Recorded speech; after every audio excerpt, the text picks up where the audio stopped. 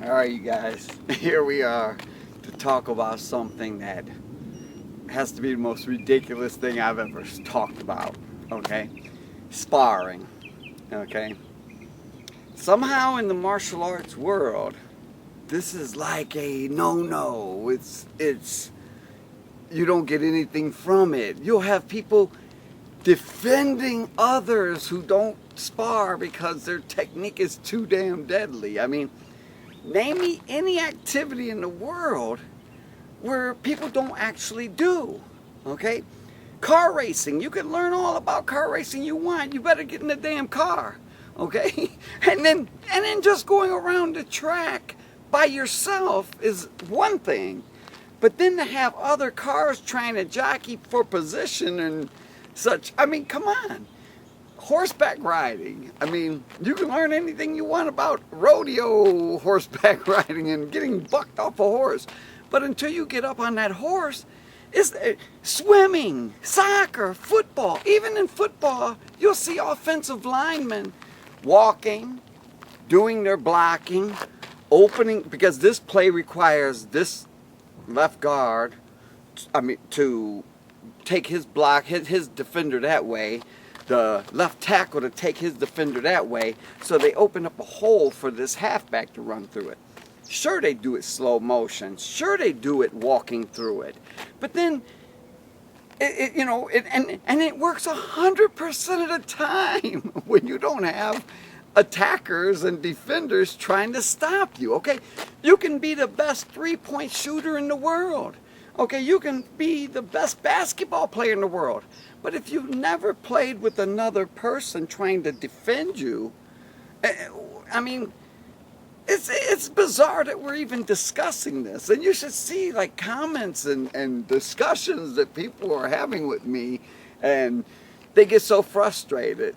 And I understand the frustration because they want to believe that these magical techniques that they're learning from Master are going to save their life in a real world self-defense situation. And sometimes it might happen, okay?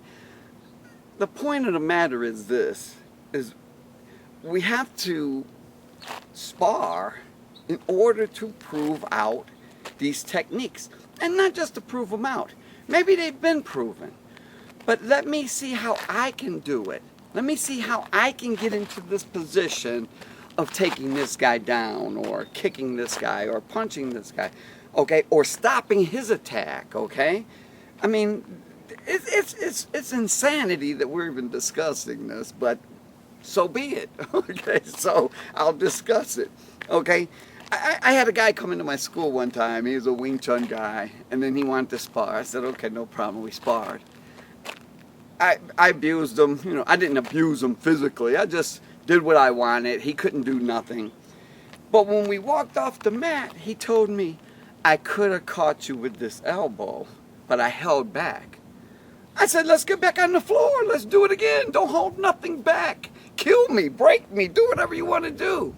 Of course, he didn't want to go back on the mat. So this brings me to my thought on like a boxer. Could you imagine a boxer telling another boxer, I could have caught you with that left hook, but I held back. Okay, let's go back in the ring. Don't hold back this time. I mean, name me any activity in the world where people just live in this make-believe, theoried scenario without even thinking to try to do. I mean, I don't care if it's soccer. You could have the best goalie in the world and you're training him and teaching him, and he's doing great. But if he doesn't get out there in a real world situation with knowing when to come out and go after the ball, when to stay back, when to defend, when to do this, when to do that, he was never put under pressure to do that. Okay, so it's just, I can't even wrap my thoughts around it. I mean, you know, it's just that bizarre. And what's such a shame about it is a lot of martial arts styles do this. Judo people constantly sparring, throwing each other. Jiu-jitsu people constantly rolling with each other. They don't sit back and go, I could have put you in this chokehold but I didn't. You didn't because the guy rolled out of that chokehold. Okay, so I mean, it's so laughable. I'm sitting here cracking up because I can't believe the amount of people, especially Kung Fu people. That's the main ones. Kung Fu people will sit there and act like their techniques are so deadly, and that's why they don't. Okay, other martial artists do. Okay, they get out there, they spar, they check this out, they get kicked. Okay, I'll never forget the first time I caught my first teacher with a roundhouse kick to the head. And I did pull it when I caught, but I was so shocked that I caught him. But he wasn't. I bowed and he goes, come on. Because he knows in sparring, in the school, we're going to get caught. We're going to catch people. We're going to get caught by people. This is just the facts of it, okay? You fight long enough, you're going to get hit. You know, you're not going to... you're not going to be flawless victory like you people seem to think in your brains that, you know, you never lose when you are only in theory. In theory, the guy steps and punches right and you do whatever technique on him and you look flawless, boom. And in your brain, I don't know, I guess that translates to, you know, wow, this is what I would do in real life. I mean, I have no idea what someone could be thinking by thinking this way, but it's just a mixed up reality, and it's the only thing in the world that does it. I mean, I don't care. Go to law school, okay, and become a lawyer. Until you're in that courtroom, you don't know jack yet. True?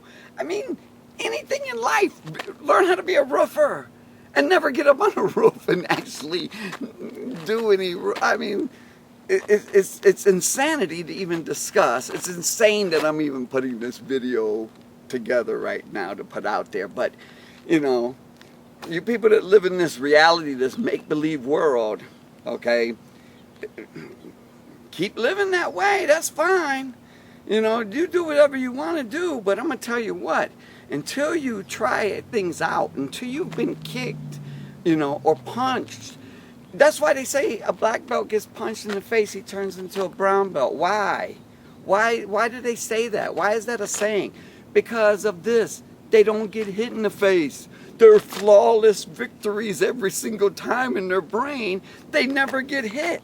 So when reality sets in, though, and they get punched in the jaw, oh, what the hell happened?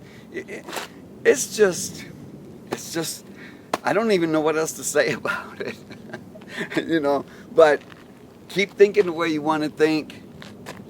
People that want to learn, think. Don't allow your master to think for you.